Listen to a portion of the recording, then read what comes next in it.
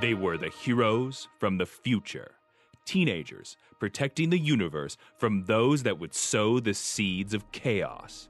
Each had unique powers and abilities, and though they often had their differences, they came together to save the day as the Legion of Superheroes. Now you can be a part of their adventures and learn the history of the future in the Legion Clubhouse. Adventure Comics, Bizarro Legion time. You there? Yep. I really hated this issue. Really? Yeah. Let's talk about it. Adventure Comics number 329, The Bizarro Legion, published February 1965, written by Jerry Siegel with art by Jim Mooney. Bizarro Superboy arrives in the 30th century and sets about making his own super team. So, Yes. Bizarro. Mm-hmm.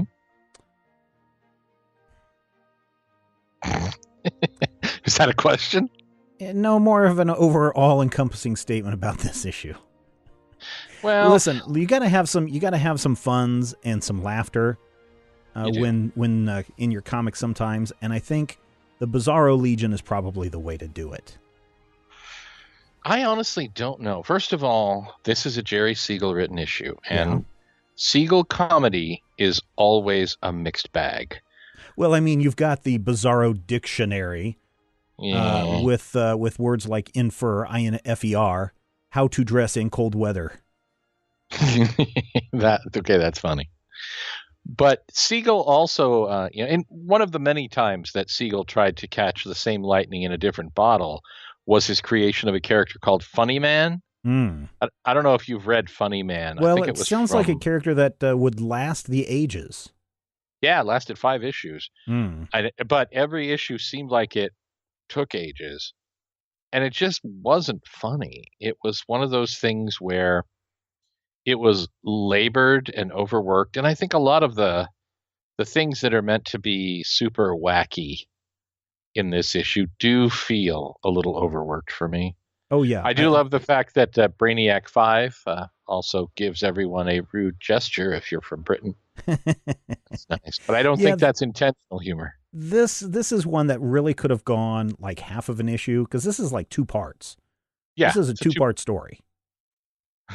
And man, it really should have just ended it at 1 part, because the first part is we have to spend the entire portion of the issue explaining who Bizarro is, right? Everything about the Bizarro world. And if any kid has been reading any Action Comics or Adventure Comics, they should know who Bizarro is. Well, this is 64, though. I mean, the first Bizarro stories, the first real Bizarro stories were in 61. And at this point, remember, DC had the expectation that the audience turned over entirely every 2 to 3 years. So they may have felt, and with good reason, that they needed to reintroduce the whole concept of Bizarro to explain to people what a Bizarro is, because, I mean, there was the whole back issue continuity stuff really happening in the Silver Age. That's where it all really kicks in. Yeah. But I think that the average kid walking to the comic shop or the spinner rack or the bus station, wherever you buy your comics in 1964, or 65 now, we've reached a new year. Yes. I think that a kid buying comics in 1965 might not have had the full expectation of who Bizarro is. Well, and I would believe that, because we get 3 parts. We get part 1 of Bizarro, part 2 of Bizarro, and then we get a Superboy tale in the back of this issue. And the Superboy comic is a Superboy, a Hall of Fame classic.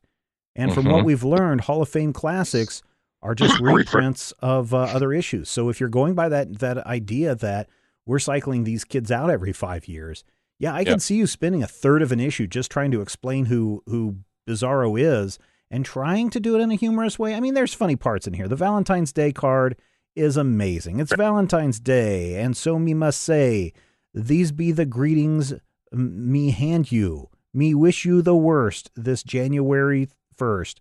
'Cause what does this say? Honestly, me can't stand you.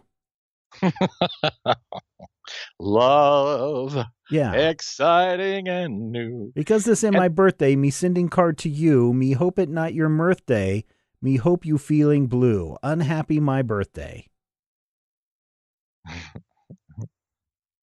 Yeah, since Christmas Day come on 4th of July, my wish for you, bum, is a punch in the eye. Yeah, I mean, Burmish. yeah, I don't know.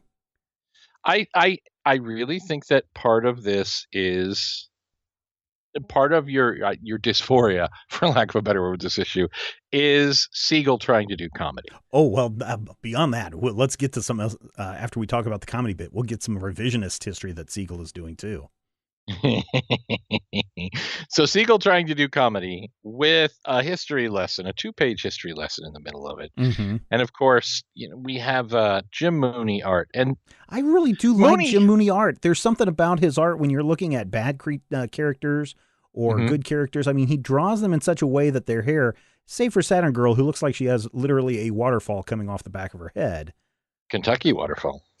His art is really good. Mooney is great, but Mooney also has a very fluid, very rounded style, and it's weird to have Mooney be the guy that you turn to for the angular bizarros, you know? Yeah, I totally see what you're saying.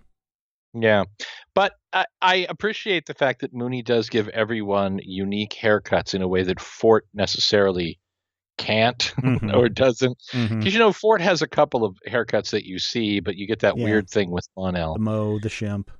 Yeah. The Rock Hudson. Yeah. Whatever's going on with Saturn Girl. Yeah. Which I think is like a weird 40s kind of thing. Like, oh, yeah. Jenny it's like right out of the shower. My hair's still wet, boys. But here's my question for you. Okay. Brainiac 5 is green. Why is Bizarro Brainiac 5 chalky gray like all the other Bizarros? I think because they're all, regardless of the Bizarro that you run into, all Bizarros are that chalky gray because they're they're something gone wrong, something that is breaking down. And so that chalkiness, I think, is always there to stay. Bizarro Chameleon Boy turns into the opposite of a laughing hyena. Oh, Bizarro Brainiac 5. Ooh, headache from trying to figure out terrific problem. Me cheat and build supercomputer to find answer. And then the computer punches him in the face with a boxing glove. And he decides that the answer to the insoluble problem is 2 3. and 2 am 3. Yeah. Yeah, gosh, I like the concept of Brainiac, right? And depending on which origin story, he's a clone of Superman gone bad, or he's from another dimension where everything's backwards, or whatever that you go from. There can be some really good Bizarro stories and some really tragic Bizarro stories too, especially ones where where you really kind of feel he is that Frankenstein monster who is just trying to figure out his place in the universe. And he never does, or he dies, or he gets sent off to another planet that just happens to be square, and that's not how planets work. But he just happens to be sent off to another planet that's square. Where do all these other Bizarros come from? He didn't go to Bizarro World. He's literally a clone that is starting to decompose and break down. He should not be able to go to a Bizarro World where everyone BM like him. Well, me agree with you entirely on this because you am not wrong. So, I don't even know what the adventure is. Crappy spaceships in space, invisible kid who turns invisible but his clothes still hang around, ugly jackal dog in this thing. But this really is a Bizarro story guest starring the Legion of Superheroes. Oh, yeah. Which, again, is an example that we see with Siegel. Siegel created Superman. Anything Superman or Superman adjacent is treated as a cut above all of these other schmucks in the book.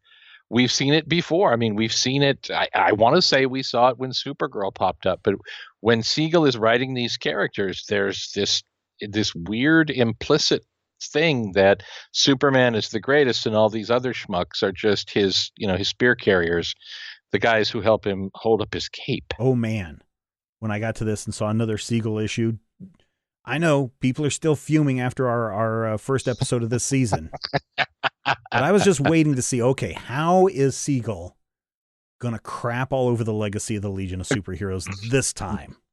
And he does. How'd he do it, Stephen? Well, you may remember that when the Legion of Superheroes were first formed, they would get around town by flying with their anti-gravity belts, their flying belts. Right. Right? And if you were unfortunate enough to have been not accepted into the Legion of Superheroes, you were also given one of these cool flying belts that let you zip around and do fantastic things. Right.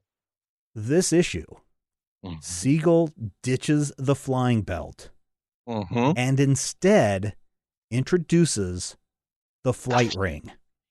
And I'm so darn torn over this. Because now on the one hand, discard our cumbersome flying belts. I know, but on the one hand, he's like, flying belts, never hated that. That Bender guy, what a fool. I'm gonna get rid of it and give him a ring. So on the one hand, I'm like, there goes Siegel again. But on the other hand, the flight ring is like a brilliant concept. Let's miniaturize this and put it on your middle finger so that you can then zip around and show everybody your cool flight ring. Look, I got a flight ring, and hold up that finger and show everybody.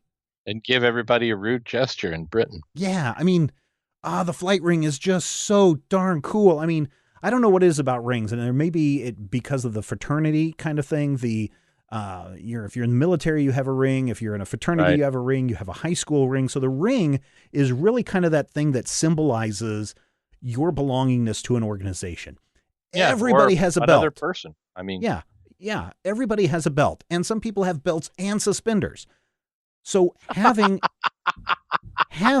those are the people that are really being careful. So having this flight ring designates not only are you a member of the Legion of Superheroes, but you're a member of something that's important, because belts wear out. You just toss them aside. Rings are forever, man. It's true. I've been wearing a ring for like 30 odd years. I know. And so, and I don't know. And again, as I said, I think it has to do a lot with the fraternity, the order of, the collection of, the grouping of, the belongingness that makes the ring important. But the other thing that's really weird is, during the 60s, rings are all over the place, right? I mean, Lex Luthor used to have a ring that contained a little piece of kryptonite in there. That's from the 80s. That's from the John Byrne revamp. But here we go. He had a little ring that had it in there. You have the Flash. You have Barry Allen has got his suit that's compressed inside of a little tiny ring. Yep. Rings seem to be a big deal. And I've kind of expressed why I think rings are important and how come they are important in this story. You have any other thoughts on rings and why we focus on the ring so much? Well, I think part of it is our love of Saturn. But you also look at, in many cases, when you are changing your status as a person and saying, I'm going to team up with this other person and we're now going to be a legion of people in my house, you might buy that person, that man, that woman a ring. And those have meaning. Those have deep emotional resonance to them. So I think that the best part about it is that, A, your hand never goes away. Well, you hope not. You can grow out of a belt. Sure. I have belts. I don't think I have a belt that fits right now. I honestly don't. But you're moving your hands. Your hands are visible. In a lot of ways, your hands personally are the way that you experience the universe. You can't necessarily see your own face. I mean, you have a sense of what your face is doing, but you don't always see it. You can always see your hand. And if your hand has that marking on it, that Legion flight ring, or that wedding ring, or that class ring, or that Super Bowl ring, that's something that is always going to be there. It's something that's going to be in your field of vision at all times. So much so that I have my own flight ring. I do too. I have two of them. You have two? I have a plastic one, and then I have a metal one. The great NATO, who listens to this show, I think he got us both the metal rings. Oh, crap. I have a third one. Yeah. Because there's a metal ring in the Legion of Superheroes set that you gave me. Oh, I didn't think that was a metal one. I thought that was a plastic one. Well, there's a ring in there. I think it's metal. It's a plastic one, I'm pretty sure. I'll have to crack open my Legion Clubhouse action figure set and see. But there was a promotional plastic ring that DC gave out during the triplicate, when all three of the different versions of the teams interacted with one another. That was a freebie. In 2005. Yeah. Then there was the metal ring, which was the DC Collectors thing. And that's the one that Nate got us, which is really kind of cool. They also gave out flight rings when they did the 1994 launch boot vamp that gave us your favorite Legion, the Archie Legion. Oh yeah, that is my favorite Legion. So, and then like you said, there's that ring inside of the inside of the action figure set. And if you collected the DC superhero line in the mid 90s, they did a run of the Legion of Superheroes, and those also included flight rings. Did they? Oh, well, that may Yeah. have more than 2 flight rings. Yeah, 'cause go look. If you still have, like, I know Cosmic Boy and I'm pretty sure Saturn Girl both had the rings inside there. I got everybody up till about Ultra Boy. So I've got a big chunk of those Legion action figures, but they're also in a box somewhere. So Lord only Yeah. knows where they are. Yeah. So really, that's it for this issue. Flight ring. I like it. There is one thing that's interesting in this issue that doesn't get put together immediately. The humor? But no, the humor never comes together. But here's the thing about this issue. Do you remember a few issues ago with Marvel Lad, a.k.a. Legionnaire Lemon? Yeah. Do you remember Legionnaire Lemon, as part of his induction, creating anti-gravity metal? Yes. That happened in 1964. In 1965, Brainiac created the flight ring. For decades, fandom talked about, did Brainiac make the flight ring out of the element 328 that Mon-El created? And actually, we'll get to it eventually, but way down the line in like Legion of Superheroes 275 or 276, they actually go back and they have a story that explains that, in fact, yes, this issue's introduction to the flight ring uses that special anti-gravity metal that Mon-El created as Marvel Lad as part of the extended Shrek when he joined the Legion team. Well, and that makes the flight ring even more unique, right? Because it comes from a precious metal. It's not like you can just sit down with your soldering iron and your Arduino kit and build your own flight belt that anybody could do. Wasn't Arduino Lily Tomlin's character in that movie? You have to have that special metal to make the flight ring. So there you go, a little added something that comes from this issue. But otherwise, it's passable. Definitely.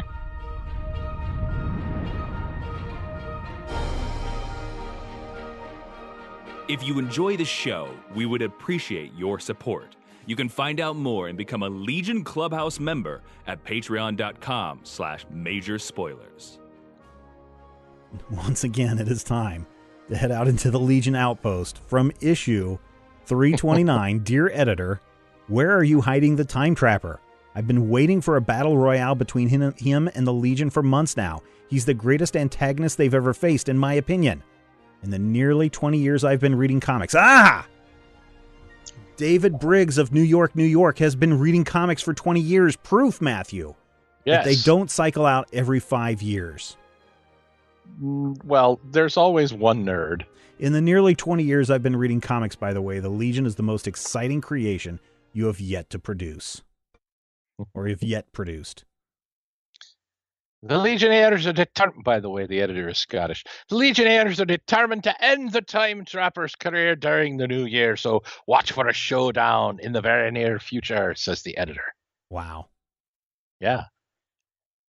Dear editor, in adventure number 310, you have Mr. Mxyzptlk the Fifth. If the first one's in the 20th century and the fifth one in the 30th century, that means each Mxyzptlk would have to live over 200 years.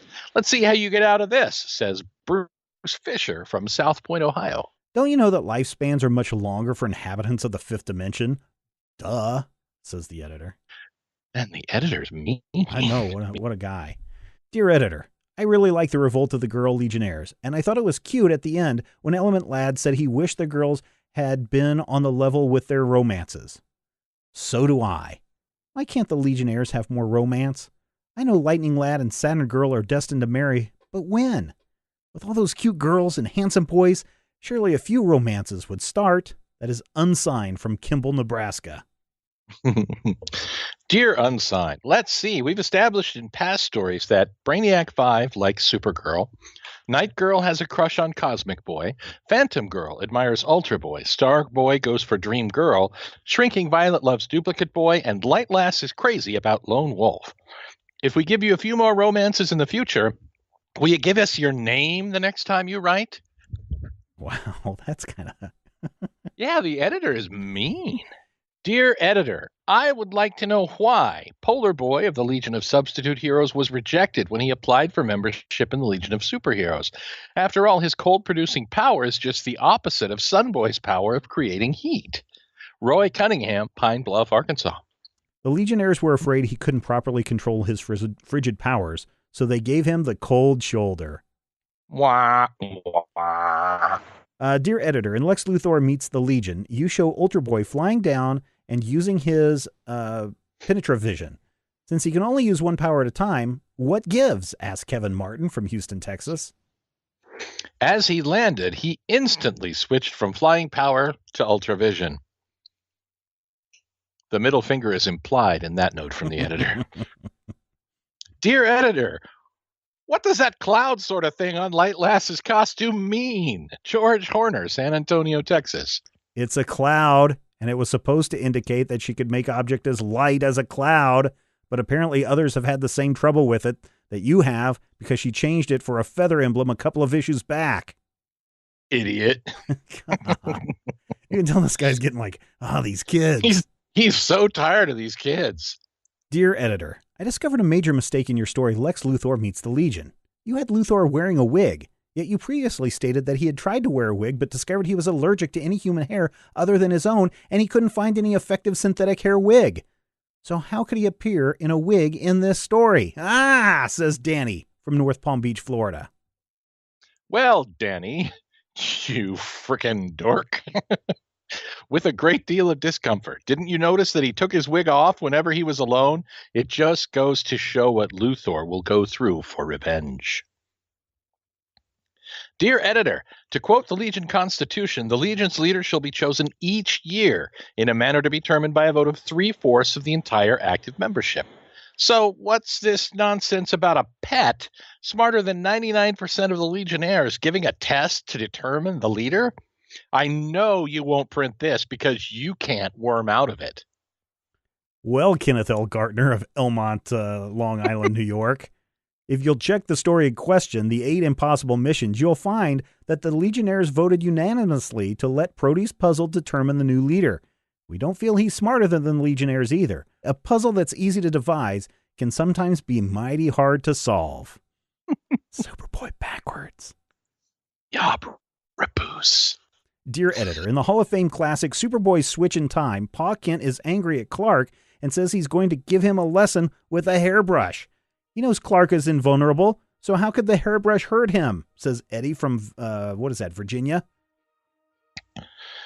Well, Eddie, of course Pa Kent couldn't hurt Superboy, but the action was an outlet for his anger. Moreover, how do you expect Pa Kent to discipline his super son? With kryptonite? You dullard? You moron. The editor is tired of these kids. I think he is. Wow.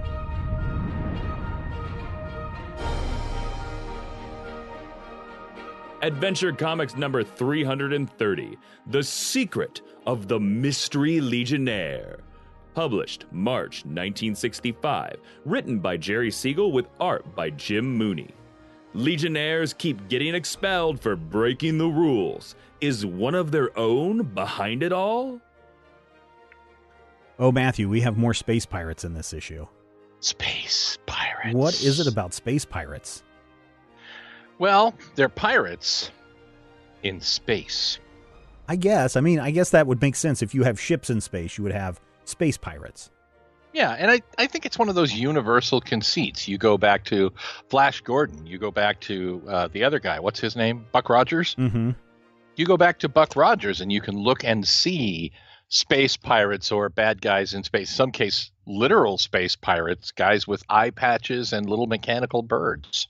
Yeah, well, in this case, they're still wearing bandanas on their heads and colanders on their heads because that's what space pirates do. The bandanas are lumpy, and the colanders have little antennae because it's in space. So this is a really weird issue. The head of the space pirates, the space pirate king, the dread pirate Roberts. Oh, he is the space pirate king. He is the space pirate king. He wants to get revenge on the Legion of Superheroes for always messing with his attempts to hijack ships. So he gives a magical belt to two of these kids. and has them fight to the death, where their belts will give them the ability to switch between various powers. So, like, you can make yourself fourth dimensional, you can give yourself 6 arms, or you can have an elongated fist. Ooh. And then there's a guy that's like, oh, yeah, well, I'm going to just blow myself up. And so then we get the creepy dude. Again, Jim Mooney art. He draws the creepiest of all creepy dudes. He gets to go join the Legion of Superheroes. And he does it in kind of a devious and actually a very clever way. It really is kind of smart. I mean, first of all, he gets involved with Starboy. And I don't know if you're familiar with Starboy, but Starboy, I think that the only way to describe Starboy is to... Is he not the smartest? I believe either it's a metaphor or it's a simile, but Starboy is a bag of hammers. Yeah. He or really in the future, he's a bag of neutron doorknobs. I don't know. He kind of reminds me of like a football jock kind of guy, right? He does have the haircut too. Yeah, the prototypical football jock guy that you would see that's really buff and good looking and's got the perfect haircut, but he's just not really smart. And so he goes out to go race around the universe in his space car. And instead of just trying to go in for a Legion tryout, Pirate Boy, or as we learned to call him, Dynamo Boy, is able to get work as a valet, and he fixes it so Starboy's car won't start, spaceship car won't start, and so he powers it up with his dynamo powers. And because his dynamo powers work and he comes up with this fake origin story, Starboy actually sends him in, and Starboy vouches for him for Legion membership. Oh, yeah, and we do get, instead of just like the last 2 times where we've just had him say, hey, you are now an official member of the Legion of Superheroes, we actually have more tryouts this week. And the characters, oh, man, I think we have gotten to scrape the bottom of the barrel. We have Eiffel Ethel, because she has eyes on all sides of her head. She can see in every direction. You also have this Pigpen kid called the Mess, because I have the amazing power to attract dirt. Look closely. The Mess has the face of Alfred E. Newman. Oh, I know. That is not lost on me. Then you have Old Man with a crutch on his head. I don't think he has the option to get into the Legion of Superheroes. Old Man with a crutch on his head is literally a prop for Vorm, Dynamo Boy, to show that his dynamo radiation can reinvigorate even Old Man with a crutch into someone who dances in a very disturbing manner, much like Michael Flatley. Well, all I can say is that he's got a crutch growing out of his head. That's got to be a superpower, don't you see right? this? Look at the speed lines. Oh, man. Every time I look at this panel, I start cracking up, because it is just like, oh, my God, there's a creepy eye woman, a stinky Alfred E. Newman, an old man with a crutch coming out of his head, and then Dynamo Boy with that awful tunic. Dynamo Boy, yes. Dynamo Boy wears a micro mini skirt and boots. And it would be funny if it weren't for the fact that it's virtually the same uniform worn by Magnus Robot Fighter for the better part of 20 years. That is true, too. And even then, Magnus Robot Fighter also has long sleeves on his outfit, which I've always thought, if you're going to wear a micro mini skirt, why go with the long sleeves? It's like socks with sandals. Ventilation. Well, okay, I can warmth. see that. I can see that. I've done you want that to have before. both. Yeah, sure. So then he gets sworn into the Legion, and then he, one by one, starts to take the Legion down from the inside. And again, you can tell it's Mooney, because when you see Dynamo Boy on that one page with the close-up of his face, and he's got those blue eyes and those crazy crooked eyebrows and the hair all askew, oh my gosh. I'm evil. And I will say this, it's a good thing that Saturn Girl has a policy of not randomly reading minds, because as he reads the Constitution to join the team, Vorm is thinking, I've joined the Legion. Now I'll wreck it. Yeah. Hence the name of this issue, by the way, The Lad Who Wrecked the Legion. He looks a little bit too old. When you look at some of the close-ups, this is one of the other weird things about Mooney, is his adults look like adults. His kids look like adults in small, tiny people bodies. Well, this is the thing, and this is actually something that they say in comics, is every line you add to a character's face adds 5 years. And Mooney shows evil by adding lines and creases in his forehead and twisted eyebrows and his little smirk. And so, yeah, Vorm, who's supposed to be the same age as the kids in the Legion, so 14 to 16 years old, looks to be about 55 years old. Oh, yeah. He looks like some crazy Star Trek villain. Mm-hmm. But he's also smart, or at least smarter than the Legion of Superheroes. Which is amazing because he even outthinks Brainiac 5. He does, and that's Jerry Siegel in action. Because Jerry Siegel wrote this issue, Yeah. and Jerry Siegel no-sells it. Well, and Colossal Boy falls to Dynamo Boy's secret powers and faking of the polygraph machine, for Right. which Dr. Marston would not approve, my friends. And Mon-El gets thrown out of the team, thrown out for being a coward, because somehow he didn't have the ultimate gun to destroy the ultimate evil weapon and let a whole planet die, which, by the way, that's not something you put in as an aside in one panel. Oh, sure it is. That's a big moment right there. Yeah, especially when it's destroyed by Space Ghost. Space Ghost! One by one, Vorm is kicking each member of the Legion of Superheroes out.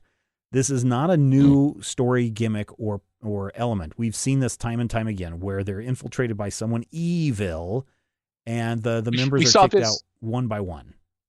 We saw this 2 issues ago with Command Kid. Mm-hmm. And that's the thing that's really interesting, is I remember reading these for the first time when I was 14, 15 years old in digest format, and they were reprinting them chronologically. And I was like, this story, we just did this. Yeah. How can the Legionnaires not remember that they just did this? You see, at this point in DC's history, they thought that they were cycling through readers much, much faster than what they thought 2 months ago when they thought they were cycling through every 5 years. Right. Now it's every 2 issues. It's every 2 issues. The audience is probably cycled. Probably because Jerry Siegel wrote such a god-awful Bizarro Legion last episode. That was definitely one they had sitting on the shelf, and they're like, oh, gosh, I guess we'll just go ahead and pull this one out. So one by one, all the Legionnaires are kicked out, and we finally get Vorm contacting Space Pirate King. And the Space Pirate King is like, now you can have your own Legion, and you can bring in your own members. You can have your own member drive. We'll find out what happens next month. Next time. Which is really weird. This is the first continued story, I think. The first time that they explicitly break and say, come back next month. Yeah, I mean, we've seen like the death of Lightning Lad, for example. That was one that was, kind of carried out, but not really something that is like, oh my gosh, is he dead? And then you come back next month and it's like, yep, he's dead. We got to have a funeral for him. Mm-hmm. This is literally, I'm going to form a legion of super villains. See the next issue for the sensational conclusion of this most unusual of all Legion tales. I did that. To use a term from the day. You dig that? Yes. We've seen multi-parters, but almost entirely within one issue. We've seen part stories. We've seen, and even the Lightning Lad issue was kind of carried over for several months, and it would go to the background. But yeah, this is really weird. It's an atypical story, but it's also a story that kind of changes the format, not just of the Legion's book, but also the Legion itself, because apparently the newest member has the ability to eject everyone, including the founding members, with nobody overruling him. Right. To where he is literally, at the end of this issue, a one-man Legion. Mm-hmm. Yeah, it's crazy. And it does bring up a question that I have in the back of my mind. It's a question that's been in the back of my mind for a while. What is it about the Legion trying to destroy themselves from the inside? They're always doing this. They're always making these poor choices. They're always jumping to a conclusion too soon. They're always, letting the wrong one in. They're always too trusting, and then that bites them in the back. And you might be thinking, listeners, oh, well, this is the 1960s. Of course you would have those things. No, this is stuff that continues into the 80s and 90s, where they're letting the wrong one in who suddenly turns around and betrays them. Maybe not as ham-fisted as we see in these stories, but it's always there. I think part of it is the nature of the group. I mean, these are not a group of superheroes who come together for like work purposes. They're not like the Justice League where they're essentially grown-up colleagues. These are kids in an organization that's part high school and, part fraternity.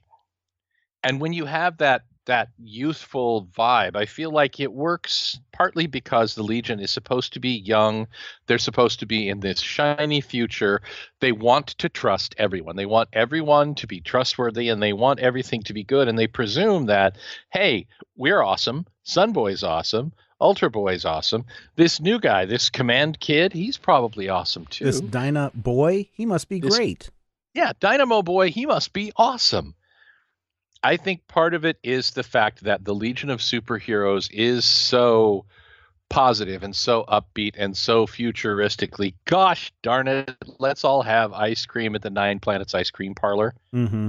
In a way, it's so bright and it's so shiny that writers cannot help but put a snake in that particular Eden. It's like these days you cannot have any type of agency, government, organization in a story. You can't have the FBI, you can't have MI6, you can't have the Federation of Planets without there being a snake in the mix, or even better, having the whole thing always have been corrupt from the beginning. Mm-hmm. They've done with S.H.I.E.L.D. Yeah. This is an example of the Legion being ahead of the curve in that everybody's trying, even in 1965, to undermine this bright and shiny Legion with evil 55-year-old men and, miniskirts, micro miniskirts, actually. Yeah, micro miniskirts. Well, listeners, we're going to have to end it right there this week. We'll find out what happens next time. Or will we? Bum, bum, bum. We've come to the end of another truly bizarre Legion of Superheroes Legion Clubhouse episode, Matthew. What have we learned this week? We've learned that me am not you, you am not me, and that am not okay. I think we've also learned that the micro miniskirt, long sleeves, and bandages all the way around your forearms, probably not a good look for anybody. And I think more than anything else, we've learned that the editor has no time for these rotten kids and their rotten questions. I would add one more thing here, but I really want people to come back next week to find out what we'll be talking about. So until then, I'm Cliffhanger Kid. And I'm... The Legion Clubhouse is a production of Major Spoilers Entertainment, LLC, and is produced by Steven Schleicher. Your hosts were Matthew Peterson and Steven Schleicher. You can follow Matthew at Mighty King Cobra and Steven at Major Spoilers. You can follow this podcast on Twitter at Legion Clubhouse. If you have questions or comments, send them to podcast@majorspoilers.com. I'm Jason Inman. Until next time, eat it, Grandpa. This podcast is copyright 2018 by Major Spoilers Entertainment, LLC.